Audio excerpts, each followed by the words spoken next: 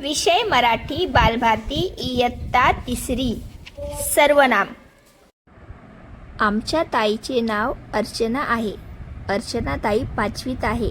अर्चना ताई खूप हुशार आहे. अर्चना ताईला घरी सर्वजण अक्का म्हणतात. अर्चना ताई आई बाबांना कामात मदत करते. अर्चना ताई छान रांगोळी काढते.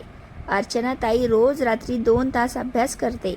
अर्चना ताई रोज 1 तास मैदानावर खेळायला जाते. अर्चना ताई स्वतःची कामे स्वतः करते. आमच्या ताईचे नाव अर्चना आहे. ती 5वीत आहे. ती खूप हुशार आहे. तिला घरी सर्वजण अक्का म्हणतात. ती आई बाबांना कामात मदत करते.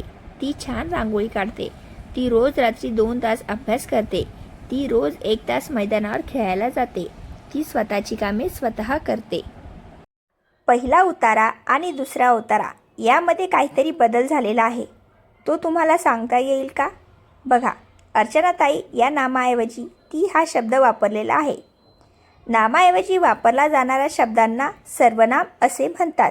जसे मी, तू, तो, ती, ही, हे, ह्या, तुम्ही, आपण इत्यादी.